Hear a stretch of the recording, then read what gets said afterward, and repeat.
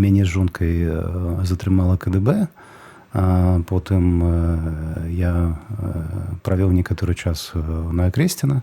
Потым мне паведамілі, што ў дачыненні да мяне пачнецца праца па крымінальнай справе. І мы з жонкай сабраліся і селі ў машину, взяли собаку и выехали из Беларуси. И в этом статусе написано, что я маю доступ до рынку працы. Ну і па выніку гэтых выпрабаванняў выходзіць, што я маю доступ да рынку працы увогуле. Кшталту я магу уладкавацца на будоўлю, ці уладкавацца ў жабку. Безумоўна, я збіраюся вяртацца ў Беларусь абавязкова, таму што мне все еще здаецца, што я там больш патрэбны, я прынясу там больш карысці. Сёння ў студыі беларускай службы польскага радыё вядомы беларускі рэаніматолог, анестэзіолог Андрэй Вітушка. Добрый дзень, Андрэй. Добрый дзень. Андрэй, вы працавалі больш за 20 гадоў у Беларусі. Так. І пасля таго, як вы трапілі на Акрэсціна, з вамі вырашылі не працягнуць кантракт. І 16 лістапада вам паведамілі, што вы больш не супрацоўнік рэспубліканскага цэнтру маці-дзіця. І нягледзячы на тое, што вашыя калегі выступілі ў вашу падтрымку, там былі і адкрытыя лісты, ўсё, вас звольнілі. Андрэй, раскажыце, што адбывалася пасля? Я разумею, што недзе уладкавацца ў Беларусі магчымасці фактычна не было. А сям'ю трэба было ўтрымліваць, і трэба было нешта рабіць. Што? Я ўжо не кажу пра тое, што, безумоўна, вісела крымінальная справа ў будучыні, і, ў прынцыпе, пераслед палітычны быў такі адчувальны. Што адбывалася пасля? А пасля адбывалася наступныя рэчы. Мне ўдалося уладкавацца ў адзін з дзіцячых шпіталяў у Менску, у аддзяленні анестэзіялогіі і інтэнсіўнай тэрапіі. Там, безумоўна, ўжо не было такіх новонароджаных дзяцей, неданошаных новонароджаных, з якімі я працаваў в РНПЦ «Маці-дзіця», але тым не менш, гэта была праца з дзецьмі і была праца па спецыяльнасці. І там я працаваў аж да таго моманту, аж да 31 траўня 23 года, калі пасля таго, як у аэрапорце Менск-2 мяне з жонкай затрымала КДБ, потым я правёў некаторы час на Акрэсціна, потым мне паведамілі, што ў дачыненні да мяне пачнецца праца па крымінальнай справе, і мы з жонкай сабраліся і селі ў машину, взяли собаку і выехалі з Беларусі. І далей? Што адбывалася? Як вам было? Далей адбывалася наступнае. Мы прыехалі ў Польшчу, і паколькі я не мог адразу працаваць у медыцыне, таму што дзеля гэтага трэба выканаць шэраг умоваў, а менавіта здаць 2 іспыты. Я працаваў у тэхналагічнай кампаніі, у IT-кампаніі, кансультантам па праектах у галіне лічбавага здароўя, так званых Digital Health, і паралельна рыхтаваўся здаваць гэтыя іспыты. Іспыты былі наступныя. Першы быў іспыт па медычнай польскай мове, які я здаў на працягу першых 6 месяцаў знаходжання ў Польшчы. Гэта было дастаткова складана, тому што медычная польская мова адрозніваецца тым, што многія тэрміны медычныя, якія ва ўсім свеце лацінізаваныя, паходзяць з лаціны. Ну і, напрыклад, там артэрія тая ж самая, яна гучыць падобна і беларускай, і ангельскай, і нямецкай. А ў Польшчы гэта, напрыклад, тынтніца. І так па многіх тэрмінах. І нягледзячы на тое, што я ўжо ведаў польскую мову да моманту прыезда ў Польшчу, давялося парыхтавацца, і я здаў гэты іспыт. І далей трэба было рыхтавацца да наступнага іспыту, да іспыту так званы настрыфікацыйны, які пацвярджае, што твой медычны дыплом ён раўназначны медычнаму дыплому польскаму. Гэта таксама своеасаблівы чэлендж і такі ў сэнсе ведаў, таму што ты мусіш прадэманстраваць веданне ўсіх галінаў медыцыны, таму што падобны іспыт нават трохі лягчэйшы здаюць студэнты медыцыны, якія выпускаюцца з медычнага універсітэта са сваімі свежымі ведамі па розных галінах медыцыны. А я все ж таки 20 плюс гадоў, з 99-го года я в інтэнсіўнай тэрапіі, в анестэзіялогіі, в рэанімацыі, все ж таки спецыялізацыя пэўная і так далей, і іспыт з усёй медыцыны, там, пачынаючы на іншай мове, ад гінекалогіі да псіхіятрыі, это челлендж, это вызванне, это выклік пэўны. І я яго здаў, і пасля гэтага у мяне з'явілася магчымасць прыступаць да таго, каб вяртацца ў прафесію. Акрамя таго, што гэта чыста такі, гэта займае час, гэта патрабуе падрыхтоўкі, гэта таксама справа каштоўная, таму што сам па сабе іспыт, ён каштуе каля 5000 злотых. І гэта сур'ёзная салідная сума. Асабліва для людзей, якія толькі прыехалі. Так, асабліва для тых, хто толькі прыехаў, яшчэ мусіць вырашаць бягучае пытанне, паралельна мусіць працаваць, таму што ты нейкім чынам мусіш утрымліваць сям'ю і знаходзіць час на тое, каб рыхтавацца да гэтага іспыту. І ўпершыню тады я сутыкнуўся з тым, што з пэўнымі асаблівасцямі польскай сістэмы, таму што нават тады, калі я падаваў дакументы на гэты настрыфікацыйны іспыт, у мяне запыталіся апастыль на дыплом. А у вас уже была міжнародная абарона на той час? Так, у мяне тады ўжо была міжнародная абарона, у мяне быў ўжо тады статус уцекача. І мне запыталіся тады апастыльны дыплом, і я здолеў давесці адміністрацыю універсітэта, што я маю аб'ектыўныя прычыны, каб не прадастаўляць гэты апастыль. Яны выдатна ведаюць, як выглядае беларускі дыплом. Яны шмат гадоў займаюцца настрыфікацыямі. Адпаведна, тады мне ўдалося. Але гэта быў першы званочак, што в польскай сістэме аховы здароўя ты можаш мець пэўныя, скажем так, дакументальныя выклікі і цяжкасці. Што лёгка не будзе, так? Так, што лёгка не будзе. Лёгка не будзе не толькі з пункту гледжання, што гэта чужая мова, што гэта трэба падняць вялікі аб'ём ведаў, што гэта іншая культура, хоць і блізкая. Лёгка не будзе в сэнсе бюрократычным, дакументальным. Я так разумею, стрэс быў вялікі, і трэба было яшчэ з гэтым неяк спраўляцца таксама. Жыццё, ў прынцыпе, поўнае стрэсаў. Імігранцкае жыццё поўнае стрэсаў. І жыццё ў Беларусі таксама не было пазбаўлена стрэсаў, таму што я працаваў у такой спецыяльнасці, дзе стрэсаў хапае.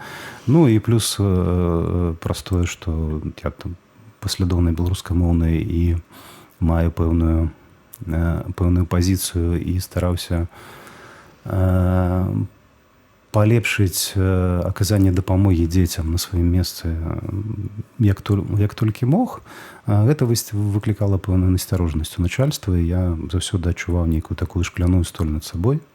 Калі ўсё жыццё, будучы кандыдатам навук, будучы лекарам вышэйшай катэгорыі, маючы шэраг замежных стажыровак, якія здабываў сабе сам без усялякай дзяржаўнай падтрымкі. Толькі адзін раз мяне цэнтр ужо пад самы закат кар'еры запрапанаваў адну замежную стажыроўку. Все астатнія мае выезды і ў Злучаныя Штаты, в Ірландыю, в Аўстрыю, все было за асабістыя грошы, праз асабістыя кантакты і вольны ад працы час, таму што ты легальна не мог, напрыклад, папрасіць адпачынак на тое, каб паехаць на стажоўку. Павысіць сваю кваліфікацыю. Так, павысіць сваю кваліфікацыю, таму што гэта было немагчыма. Я адзін раз паспрабаваў так зрабіць, калі ў мяне была магчымасць паехаць павучыцца ў Японіі. І там была двухмесячная стажировка. Такі працяглы тэрмін, я не мог узяць адпачынак за свой кошт. Я попросил офіцыйна мяне туды даць мне адпачынак на час гэтай стажировки. І это скончылася тым, што справа дайшла да тагачаснага тады міністра аховы здароўя Васіля Жарко. І все было зроблена так, каб я туды не паехаў, каб мне гэтая стажировка была не прадастаўлена.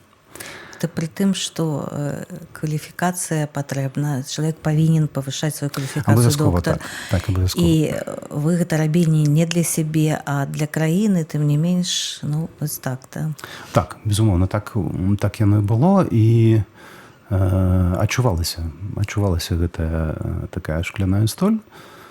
Але, нягледзячы на гэта, я стараўся дзейнічаць і працаваць так, каб прыносіць карысць сваім пацыентам. Я рыхтавалася і чытала водгукі пацыентаў вашых, і, канешне, была вельмі ўражаная, колькі ўдзячнасці ад людзей, дзяцей, якіх вы выратавалі.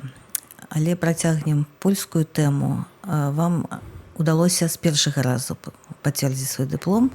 Так, настрыфікацыю я здаў з першай спробы. З першай спробы падачы дакументаў. Гэта не заўсёды так бывае. Многія мои калегі, это не значыць, што я нейкі там выключны, а яны нейкія не такія. Многія мои калегі не адзін раз здаюць гэты іспыт. І за кожны іспыт трэба заплаціць столькі, колькі за першы. Але мне ўдалося з першага разу здаць настрыфікацыю. І далей, я так понимаю, разумею, што праблемы не скончыліся. Далей я мусіў адбыць гадзічную стажыроўку. То бок як студэнты, да? Так, як учорашнія студэнты. Як бы пацвердзіўшы свой дыплом, я стаў на ўзровень учорашняга польскага студэнта. Я мусіў адбыць стажыроўку. Гэта гадзічная праграма стажыроўкі ў розных аддзяленнях, там у тэрапіі, у хірургіі і так далей. Яна учорашняму студэнту дазваляе зарыентавацца ў сістэме і выбраць сабе далейшую спецыялізацыю. Ёсць магчымасць скараціць гэтую самую стажыроўку на падставе таго, што ў цябе ёсць пэўны клінічны досвед, і перад табой не стаіць пытанне, якую спецыялізацыю выбраць. Цябе ўжо ёсць спецыялізацыя. Так ужо зразумелася, да. Адпаведна, ты бы хацеў ужо хутчэй вярнуцца да сваіх там любімых пацыентаў і наркозных апаратаў. Але я звярнуўся, ёсць такая структура Міністэрства аховы здароўя ў Польшы, называецца Цэнтрам медычнага кшталцення падыпломавага, які займаецца прызнаннем і разглядам гэтых справаў у дачыненні да лекараў з-за мяжы. Я падаў туды дакументы, але мне было адмоўлена па фармальнай прыкмеце на падставе таго, што ў мяне няма апастылю на мой дыплом беларускі. Нягледзячы на тое, што на гэты момант у мяне ўжо была здана настрыфікацыя, у мяне ёсць дакумент, што мой беларускі дыплом раўназначны дыплому польскаму. Я звяртаўся з дадатковымі тлумачэннямі, прадастаўляў копію рашэння пра маю міжнародную абарону, тлумачу, што я аб'ектыўна не магу вярнуцца ў Беларусь, атрымаць асабіста гэты апастыль. Але мне было адмоўлена па фармальных прыкметах, і гэтыя аргументы не былі прыняты. Год вы мусілі... І год я нароўні з учорашнімі студэнтамі здзіўляў польскіх лекараў медсестёр, што да іх прыйшоў такі сівы стажёр. Так. Часам даводзілася тлумачыць. Пасля гэтай стажыроўкі што адбывалася? Пасля гэтай стажыроўкі я падаў дакументы ізноў у гэты ЦМКП, толькі ўжо на прызнанне спецыялізацыі. І паралельна, паколькі гэта такі доўгі працэс, я пачаў працаваць у польскай медыцыне. Пачаў працаваць там, дзе дазваляе польская медыцына працаваць доктару без спецыялізацыі. Таму што для польскай медыцыны я доктар без спецыялізацыі. Студэнт, які нічога не выбраў. Студэнт, які нічога не выбраў, які далей думае пасля стажыроўкі пра сваю будучую прафесію. Такіх магчымасцяў не асабліва шмат, і найбліжэйшае да таго, чым я займаўся раней, да інтэнсіўнай тэрапіі, гэта праца на СОР, на шпітальным аддзеле ратунковым, аддзяленне экстрэннай дапамогі. Як гэта патлумачыць беларусу? Прасцей гэта патлумачыць аналогіямі з кіно. Вот ёсць, напрыклад, такі серыял ER, американскі, па-расійску называюць «Скорая помощь», альбо «The Pit», вось апошні. Гэта такія пашыраныя прыёмныя пакоі, як бы, дзе паступаюць розныя пацыенты. Твая задача аказання экстрэннай дапамогі і прыняцце рашэння пра тое, ці гэты чалавек мусіць застацца ў шпіталі, у якім аддзяленні далей мусіць лячыцца, перавесці яго ў гэта аддзяленне, альбо выпісаць яго дадому, таму што стан ягоны не патрабуе шпіталізацыі. Ну, гэта таксама такая вельмі стрэсавая праца і вельмі адказная. Так, я не буду хаваць, я думаю, што СОР гэта адно з самых, бадай што самае складанае аддзяленне для працы ў кожным шпіталі.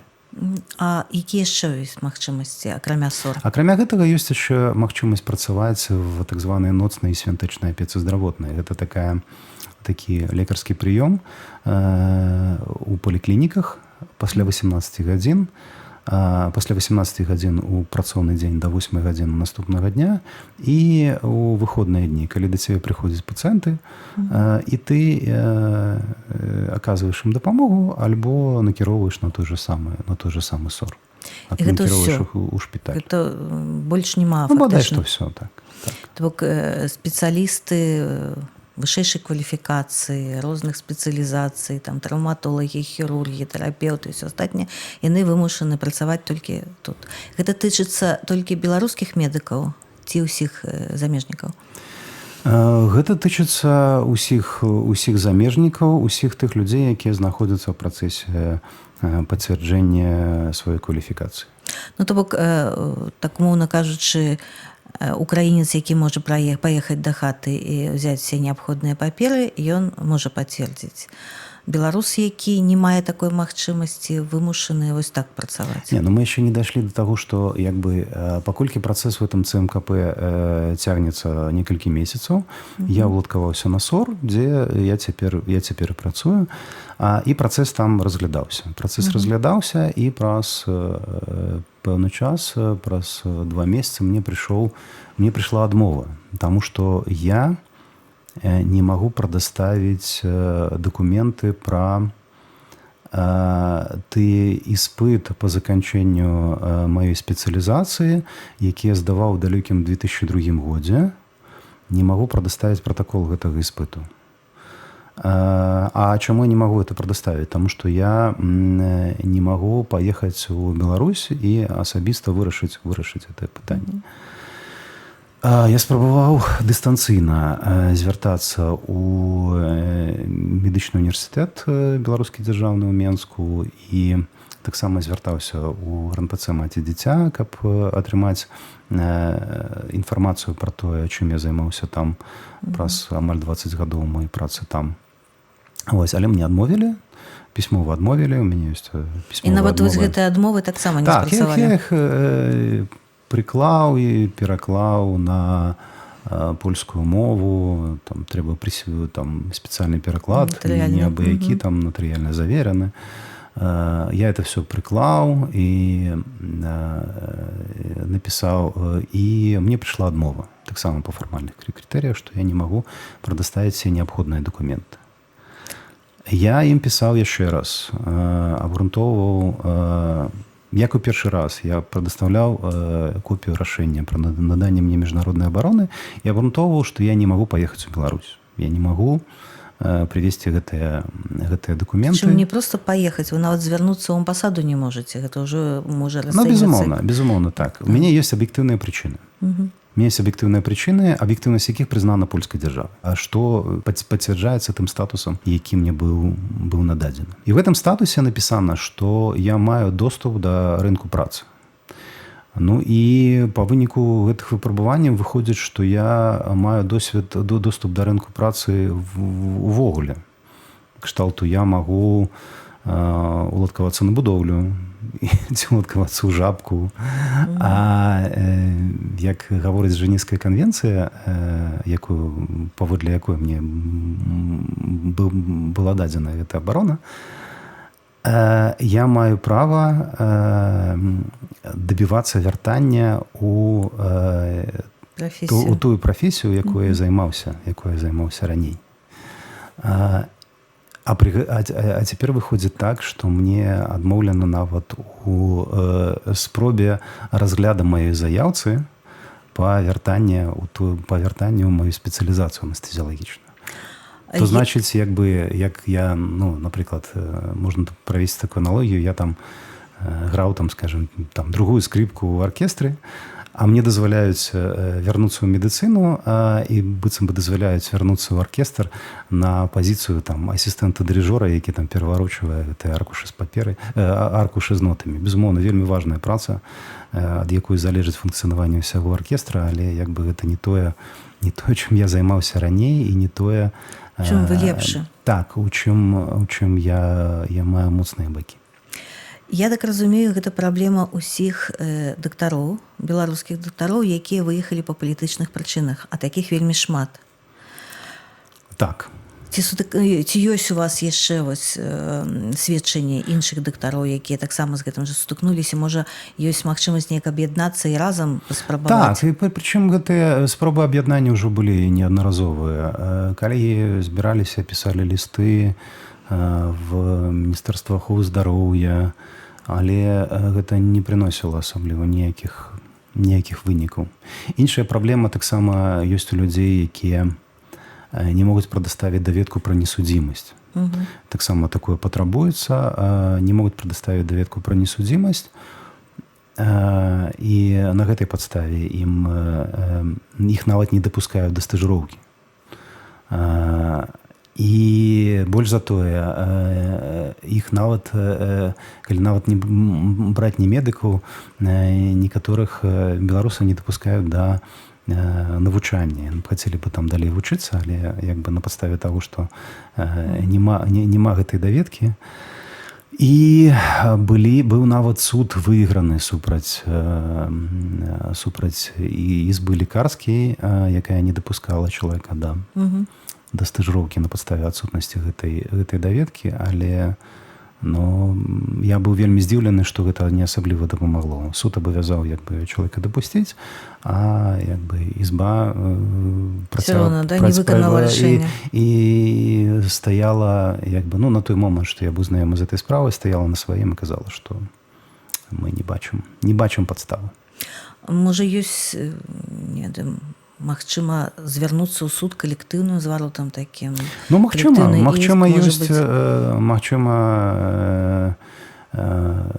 гэта і варта, але тут трэба разумець кантэкст. Усе мы займаемся тым, што спрабуем выжыць у чужой краіне. Мы все шмат працуем, мы вырашаем пабытавыя пытанні, якія перад намі паўстаюць. Такіх пытанняў вельмі шмат. Напрыклад, жонка мая, калі паспрабавала зараз адкрыць то, што в Беларусі называецца індывідуальнае прадпрымальніцтва, а ёй это патрэбна для працы, сутыкнулася з вялікімі праблемамі пры адкрыцці банкаўскага рахунку на падставе таго, што ў яе беларускі пашпарт. То бок мы пацярпелі ад беларускай дзяржавы, але наяўнасць беларускага пашпарта з'яўляецца падставай для дыскрымінацыі. Я маю надзею, можа, зараз хтосьці нас з польскіх юрыстаў пачуе і зможа на бясплатнай аснове проста дапамагчы і падрыхтаваць гэту справу і, магчыма, ўсё ж такі вырашыць пытанне менавіта таму, што у Польшы вялікі недахоп спецыялістаў. І трохі дзіўна, што ёсць людзі з вельмі класнай кваліфікацыяй, вышэйшай кваліфікацыяй, якія б хацелі прыносіць карысць, а яны вымушаны фактычна, у вашым выпадку яшчэ ладна, вы ўсё ж такі у прафесіі і троху такое можа дзесьці ў чымсьці карыснае, да, гэта справа тое, што вы зараз робіце для сябе, для людзей безумоўна і так карысна. Але шмат хто ў прынцыпе не можа быць у прафесіі і губляецца кваліфікацыя, губляюцца навыкі, все, і гэта складана і гэта страшна, бо недахоп адчуваецца. Ну так, мне па шчырасці трохі дзіўная вось гэтая пазіцыя польскай дзяржавы, польскага міністэрства аховы здароўя, як выражана ў дзеяннях гэтага самого ЦМКП. Дзіўная, па-першае, з такого медычнага пункту гледжання, таму што сучасная медыцына, яна заклікае лячыць чалавека, а не, скажем, ягоныя аналізы там, ці ягоныя сімптомы. А тут такім чынам адбываецца, што цябе проста адкідаюць па фармальных прыкмеце, нягледзячы на тое, што ты маеш права на тое, каб тваім кейсам заняліся індывідуальна, адкідаюць па фармальнай прыкмеце на падставе таго, што ў цябе няма там нейкіх паперак. Не самых асноўных паперак. І гэта вельмі дзіўна, хаця б з такога чыста рацыянальнага пункту гледжання, таму што напрыклад, у нас у аддзяленні больш за палова графіка закрываецца лекарамі не польскімі, лекарамі з мяжы. І гэтыя лекары все 35+. То бок гэта дасведчаныя спецыялісты, якія маглі бы, там, дасведчаныя там, траўматолагі, напрыклад, якія маглі б працаваць у аддзяленнях і рабіць аперацыі і як бы прыносіць большую карысць. Але як бы яны працуюць там, дзе працуюць, не таму, я не хочу сказаць, што это кепскае месца для працы, што это непатрэбнае месца для працы. Але на СОР павінны працаваць спецыялісты адпаведныя, спецыялісты экстрэннай медыцыны, медыцыны ратунковай. І гэта асобная спецыяльнасць, і гэта асобныя спецыялісты. І гэтыя людзі, я маю на ўвазе сваіх калег замежных, яны, калі б мелі б магчымасць вярнуцца ў сваю спецыяльнасць, я ў тым ліку, былі бы больш адданымі, былі бы больш лаяльнымі і былі б удзячныя польскай медыцыне і польскай сістэме аховы здароўя за тое, што ім была дадзеная такая магчымасць. Польскае міністэрства аховы здароўя ідзе трошкі па такім прынцыпе, як это робіць беларуская сістэма аховы здароўя. Взяць больш маладых спецыялістаў, адкрыць больш месцаў для навучання, адкрыць новыя медычныя універсітэты і такім чынам як бы вырашыць кадравую праблему. Але трэба памятаць, што сучасны малады чалавек, ён калі выходзіць пасля цяжкога навучання, 6 гадоў інтэнсіўнага навучання, ён сядае каля чата GPT і халодна і рацыянальна аналізуе свае магчымасці, дзе больш яму будуць плаціць, і, як правіла, выдатна ўмее адстойваць і аргументоўваць свой пункт гледжання. І гэта цудоўна, і гэта так мусіць быць. Я вельмі рада за гэтых маладых людзей. Але як бы я не ведаю, чаму польская медыцына губляе такі рэсурс. Ну, дарэчы, пра грошы. Я думаю, што тут все ж таки трохі больш станоўчых момантаў. У параўнанні з Беларусю, наколькі фінансава вы адчуваеце сябе тут лепш? З улікам аб'ёму працы? Адчуваю сябе лепш у тым сэнсе, што польская сістэма аховы здароўя, і вялікі дзякую за гэта, яна дазваляе жыць лекару нават калі ён працуе на адну стаўку. У Беларусі заўсёды было пытанне, дзе зарабіць дадаткова. Нягледзячы на тое, што ты там, ведаеце, як гэты прынцып, чаму доктар працуе на 1,5 стаўкі? Таму што на 2 стаўкі не можа, а таму што памрэ, а на 1 стаўку не можа, таму што памрэ з голаду. Вось, таму працуе на 1,5.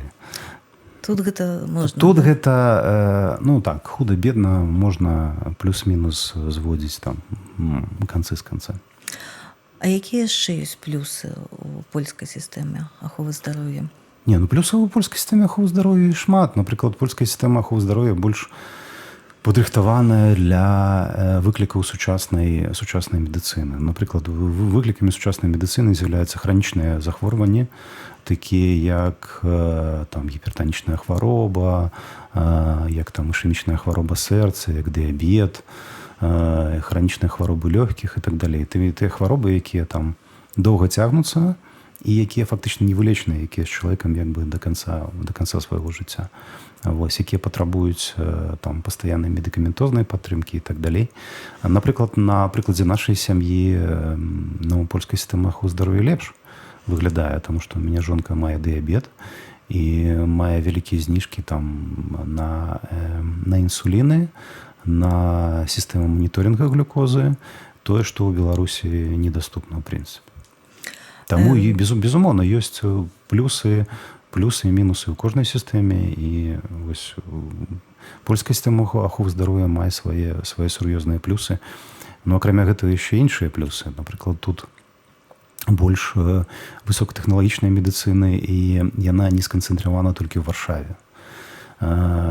Тут людзі, нават калі яны працуюць адносна такіх невялічкіх, там па беларускіх мерках гарадах, яны выконваюць аперацыі на такім добрым еўрапейскім узроўні і маюць для гэтага магчымасці, маюць для гэтага абсталявання, маюць магчымасці для развіцця і так далей. То бок плюс няма такого, як у нас, што адзін апарат на некалькі вёсак. Няма такого, так. Так, тут палепей, конечно, з абсталяваннем, палепей з медыкаментозным забеспячэннем. Тут шырэйшы выбар розных медыкаментаў, шырэйшы выбар магчымасцяў для лячэння людзей. Ці не сутыкаліся вы вось за сваю працу з дыскрымінацыяй па нацыянальнай прыкмеце? То бок не было такога, што хтосьці раптам пачуўшы нейкі акцэнт адмовіўся ад вашай дапамогі? Адзін раз. Мне задавалі там, пацыент задаваў нейкія такія пытанні, але то было хутчэй з-за таго, што ён проста такім чынам хацеў неяк самасцвердзіцца. Як бы ён быў не надта цвярозы і як бы такім чынам, магчыма, неяк хацеў падняць уласную самаацэнку. Хаця, безумоўна, там раз на год сутыкаешся з тым, што цябе там скіроўваюць на Ўкраіну. Нягледзячы на тое, што ты з Беларусі, чуючы акцэнт, як бы нехта выказваецца, каб на падставе гэтага я ехаў на Ўкраіну. Да. І скажыце яшчэ, якая розніца, напрыклад, у падыходах да той жа рэанімацыі, да анестэзіялогіі, да неанаталогіі? Ці бачылі вы гэтую розніцу ў падыходах у Беларусі і вось у Польшчы? Такая кардынальная розніца ў падыходах няма, там што гэта адна еўрапейская медыцына, якая базуецца на адной і той жа сістэме ведаў, гайдлайнаў і падыходаў і так далей. То бок кардынальна розніцы няма, але ёсць істотная розніца ў забеспячэнні, у падрыхтоўцы, не буду хаваць, у падрыхтоўцы спецыялістаў таксама. Яна вышэйшая, так? Скажам так, тут ёсць больш магчымасцяў для самаразвіцця, для на самаўдасканалення. Для цябе тут адкрыты фактычна ўвесь свет. Тут і розныя еўрапейскія курсы, і ў Польшы адбываюцца, то есть тут адукацыя медычная ў Польшы на вельмі высокім узроўні, адпаведна, як бы праблема ў Беларусі ў тым, што Беларусь ізалявана ад сусветных працэсаў. Яна, як бы там не распавядалі там розныя адэпты сваіх шляхоў, все ж таки найлепшая медыцына ў свеце – гэта еўрапейская медыцына, еўрапейская, амерыканская, гэта традыцыйная медыцына, якая як бы развіваецца менавіта найлепш у Еўропе, у Штатах. Беларусь, на жаль, адравана ад гэтых працэсаў, ізалявана ад гэтых працэсаў. Прычым самастойна. Адпаведна, гэта адбіваецца на ўзроўні медычнай адукацыі ў Беларусі. Так тут бы вас адпраўлялі на стажыроўкі і давалі б на гэта адпачынак яшчэ. Адпачынак бы давалі, адпраўлялі бы, я не ўпэўнены, але тут ёсць механізмы. Па-першае, калі ты сам можаш зарабіць на гэта на ўсё, і плюс ёсць яшчэ механізмы дэфінансавання тваіх стажыровак. Напрыклад, там тая ж самая ізба лекарская, узяты орган лекарскага самакіравання прадастаўляе гранты на навучанне. Ты можаш як бы падаць заявку, і табе там пэўную суму гэтага навучання будзе кампенсавана. Ну і таксама ты можаш падаць як бы пэўную суму, і, дарэчы, немаленькую, там, по-моему, 800 злотых на год, калі на падручнікі, на кніжкі. Я таксама гэтым карыстаўся, і гэта вельмі ўража. Скажыце, калі з'явіцца такая магчымасць, а тут вы ўжо пацвердзіце сваю спецыялізацыю і зможаце па ёй працаваць, ці збіраецеся вы вяртацца ў Беларусь? Не, безумоўна, я збіраюся вяртацца ў Беларусь абавязкова, таму што мне все яшчэ здаецца, што я там больш патрэбны, я прынясу там больш карысці. Але як бы паглядзім, як это будзе выглядаць на самой справе. Як бы ці... Я не кажу, што я буду прэтэндаваць на сваё месца ў РНПЦ «Маці-дзіця», таму што я выдатна разумею, што там ужо працуюць як бы цудоўныя спецыялісты, які ўжо занялі маё месца, як бы і шмат часу адтуль, як бы ўжо сышло з таго моманту. Вось, і ў тую раку ўжо не войдзеш, але то будзе залежаць ад таго, як будзе складацца, ці будзе мне там месца. Моя цяперашняя задача, як мы сабе пастанавілі ў нашай сям'і, гэта вярнуцца дадому з магніцікам. Што значыцца магніцік? Магніцік гэта набраць новыя веды, новые знаёмства, новыя кваліфікацыі, ресурсы для того, каб вярнуцца ў Беларусь не з голымі рукамі, а з магніцікам. Скарыстацца магчымасцямі і зрабіць лепш на будучыню ў Беларусі. Безумоўна. Што б вы ўзялі з польскай медыцыны ў беларускую, што б вы перанеслі? Акрамя досведу, акрамя ўсякога такога, якія яшчэ такія працэдуры, магчыма, ці штосьці яшчэ? Шмат чаго можна пераносіць, і ў польскай медыцыне таксама ёсць шмат урокаў, якія варта было бы не паўтараць, і гэта таксама вельмі каштоўны досвед. Скажам, калі браць такія простыя відавочныя рэчы, мне вельмі ўражвае падрыхтоўка сярэдняга медперсанала на СОР. Гэта людзі, якія заўсёды як бы насцярожаныя і як бы уважліва ставяцца да пацыентаў у сэнсе, як бы, каб не прапусціць інфаркт, інсульт, нарастанне там недастатковасці дыхання. І ў іх такое як бы завостранае вока на гэтай сітуацыі. Яны цябе заўсёды папярэдзяць, што гэты пацыент як бы развіваецца не ў той бок, як бы ён выглядае кепска. Папросіць звярнуць на яго ўвагу. Яны вельмі зладжана працуюць падчас сэрцава-лёгачнай рэанімацыі. Не сакрэт, што на СОР вельмі шмат руціны. Палова, як паказваюць апошнія польскія даследаванні, палова пацыентаў, якія туды прыходзяць, яны проста не павінны там быць, таму што іх няма нейкіх экстранных сітуацый, экстранных праблем са здароўем. Іх проста як бы яны маюць патрэбы ў медычнай дапамозе, а СОР это месца, якое адкрыта для ўсіх. Але як бы прыемна глядзець, як проста мяняюцца твары гэтых ратаўнікоў, гэтага вось, яны называюцца не медсёстры там, а медычныя ратаўнікі. Як яны проста мяняюцца іх твары, калі сярод гэтай руціны прыязджае нейкі такі цяжкі выпадак, як бы нейкая рэанімацыя, як бы трэба зладжана там ратаваць чалавека, як яны адразу арганізоўваюцца в каманду, якой фактычна як бы альбо ўвогуле не патрабуецца кіравання, а патрабуецца там толькі як бы супервізія, альбо патрабуецца нейкае мінімальнае кіраванне, як это працуе, як зладжаная каманда. У Беларусі, канешне, няма такой насцярожнасці в плане вось гэтых экстранных станаў, як бы, і гэта Адно не хапае кваліфікацыі, ну, як бы не то, што не хапае кваліфікацыі, няма такого акцэнта, як бы, няма такой, як бы, насцярожнасці, і вось гэта хацелось бы перанесці адно са шматлікіх рэчаў.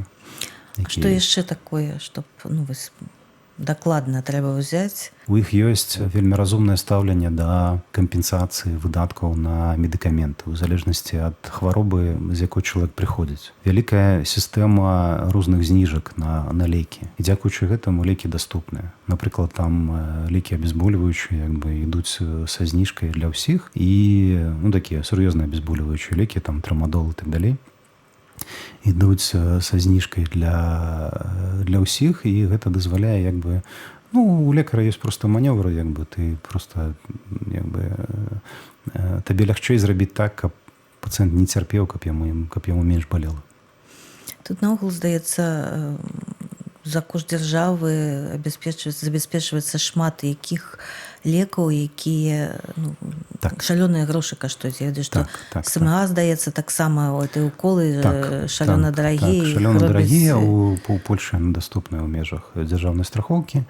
Ну і таксама тут больш разумны падыход да, скажем, ну, таго ж самага лячэння дыябета. Вось гэтая сістэма маніторинга глюкозы, пастаянныя такія высокатэхналагічныя дэвайсы, якія там мацуюцца на руку і на тэлефоне табе паказваюць узровень цукра.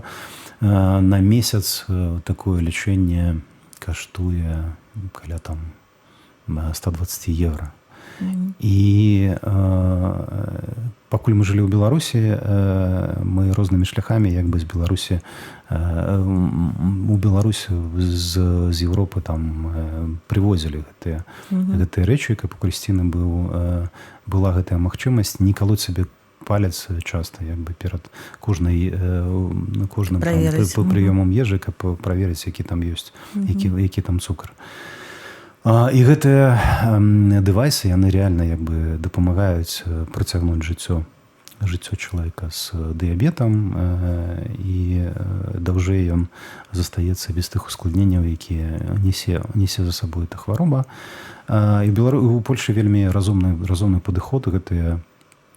Гэтыя прыборы прадаюцца там 70% зніжка. Вось, то есть доктор можа выпісвае рэцэпт, як бы, і пацыент купляе, і гэта, як бы, рэфундацыя гэтага ўсяго займаецца цэнтралізаваны вось гэты НФЗ, Нарадовы фонд здароўя, такі фонд, куды людзі плацяць унёскі на ахову здароўя.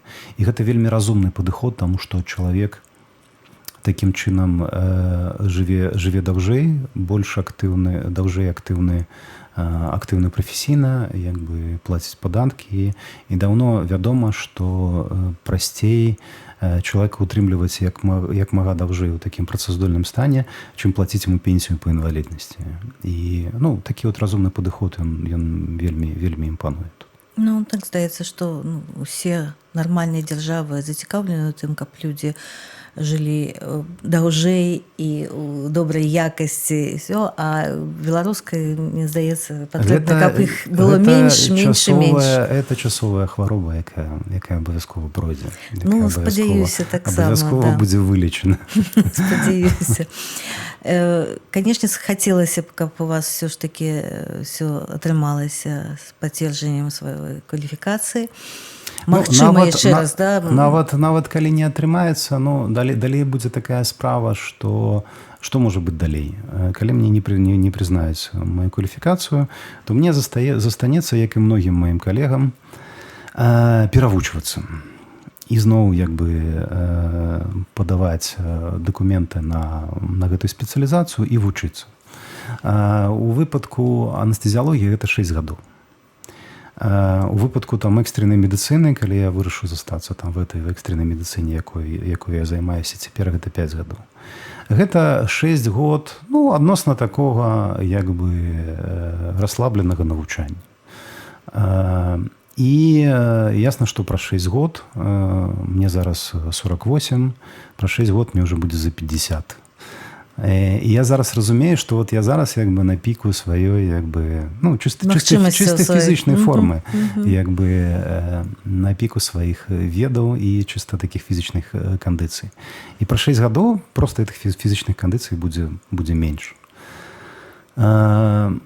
І я вельмі спадзяюся, што ўдасца неяк не пачынаць навучанне зноў, таму што той карысці, якую я магу прынесці вось тут і цяпер, гэта больш, чым я буду мець магчымасць чыста фізічна праз 6 гадоў. Ну, хацелася спадзявацца, што якраз і наша сённяшняя размова дапаможа ў гэтым кірунку, і шмат якія лекары, беларускія лекары высокай кваліфікацыі, у тым ліку і вы, змогуць нарэшце працаваць па спецыяльнасці і прыносіць карысць Польшчы пакуль што, а далей ўжо будзем глядзець. Дзякуй вялікі за размову. Дзякуй вялікі за запрашэнне.